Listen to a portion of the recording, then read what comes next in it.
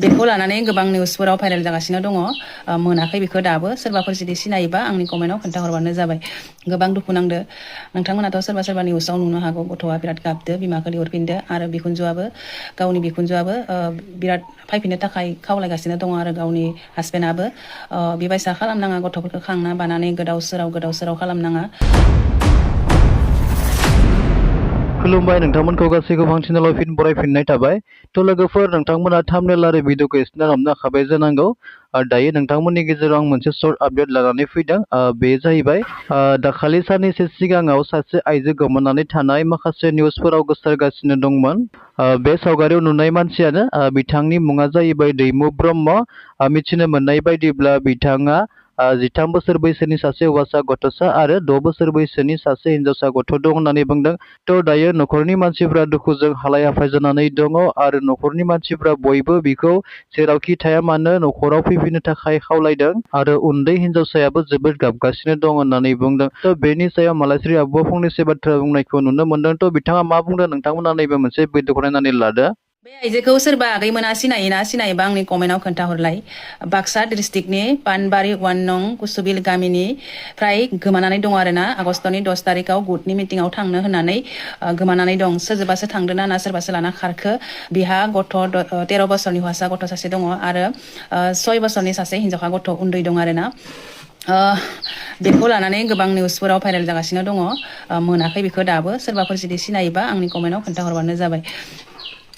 कमेन्टआवहाय नुदोंमोन होननानै लिरना हरबानो जाबाय दे आगैमोन। गोबां हामा नांदो।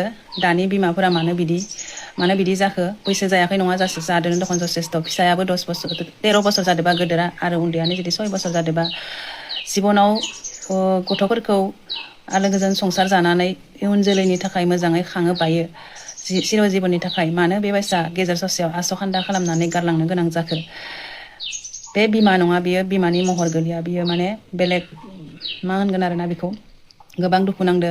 नोंथांमोनाथ' सोरबा सोरबा निउसाव नुनो हागौ गथ'आ बिराद गाबदो, बिमाखौ लिहरफिनदो आरो गावनि बिखुनजोआबो बिराद फैफिननो थाखाय खावलायगासिनो दङ आरो गावनि हासबेन्डआबो बेबायसा खालामनाङा, गथ'फोरखौ खांना बानानै गोदाव सोराव खालामनाङा। सासे बिमानि समान जेब्लायबो जानो हाया, बिमानि अननायनि समान मालाबाबो जानो हाया। बेबायदि जाहाथे गारना थांनाङा। बिराद दुखु मोनदों आङो नुनानै। संसारखौ मानो थाखाय जायो, सिर' जिबन थैस' थांस' अराय सम जालांगोन होननानैसो जायो। जानानै आरो बेबायदि गेजेर ससेयावनो मानो गुबुनजों बेबायदि गोदै गोखा रायलायनानै मबाइल फननि गेजेरजों मानो बिदि गोसो बायफ्लेनानै गुबुनजों थांनो गोनां जायो। बेफोर बिराद गाज्रि आखल।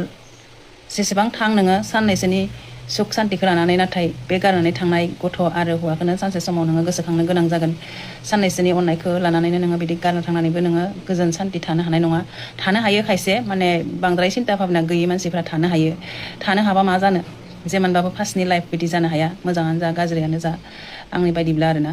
मा नांगौ आरो मा मोजां नांगौ, गथ' खानायदों मोनखाबायानो। लाइफआव गथ' खानायखौ लानानै गोजोन थानो हायो इस्सा खालामोब्ला।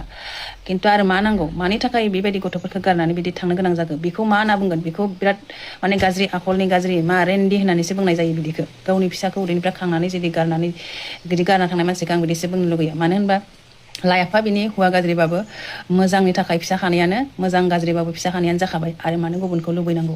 आं बिराद दुखु मोनदों। माने निउसफोरावहा बिखुनजोआबो गाबब्रुलायदों आरो गथ' फिसाफोराबो गाबब्रुनानै बिमाखौ लिहरदों। बिनि थाखाय नुहुरनानै आं बिराद दुखु नांदों। दुखु नांनानै बे भिडिअखौ लाबोनाय जाबाय आरोना। जोंनि बर' बिमाफ्रा मानो बिदि गावनि फिसाफोरखौ खांनानै बि फिसा मानो आलाय सिलाय खालामनो गोनां जाखो। दाउसा मावरिया बायसा खालामनाय जालांबाय। जोंनि बर' बिमाफ्रा एसेबाबो सिन्था भाबना गैया नामा, सिन्था जाया नामा।